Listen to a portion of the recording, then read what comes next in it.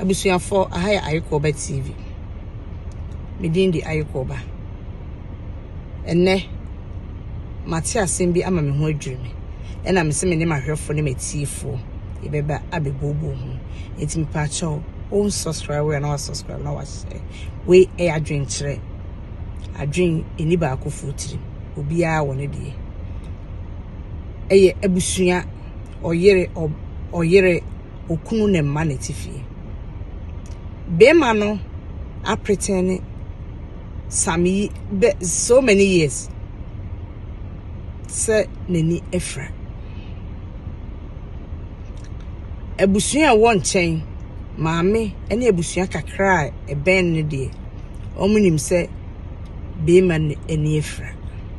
ehwehwemu omayeye ene omakọ hospital ne ade eche se bema eni efra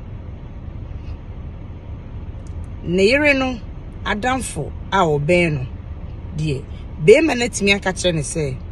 nani mfrai adwe ta kire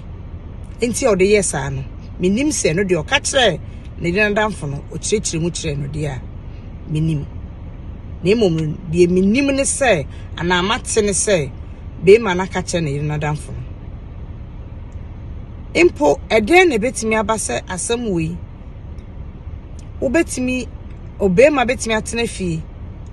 na wa pretend se ne efra na watimi aka kire ne yire adamfo na ne yire adamfo nso e de ahye ne tirim impo mi busa se ne yire adamfo no po wabo oba na mane a na nti se wo na wo ya ayonko na obebo wadamfo na mane eden na wo one ne yire adamfo ne ntem asem kese wi ono na watimi abona mane na dempo ena bema no oje efri oba no anaso opese oba no nyema no enti a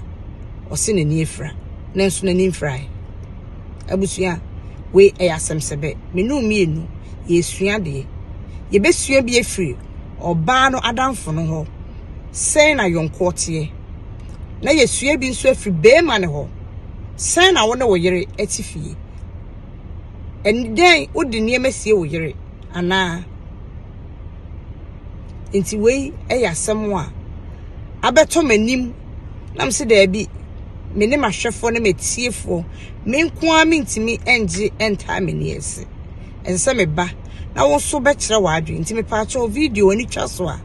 me hia wadwe nkire eno ne wo comment na wo de beto ase no ai me pa cha na wo subscribe nso wa subscribe share ma afoforo enya asemi bintie na aba wom edisuade so ewomu a ye che ede esiesie ho ade nti se na yonko tie se ne kunu so tie abusua aya Ayekoba subscribe na share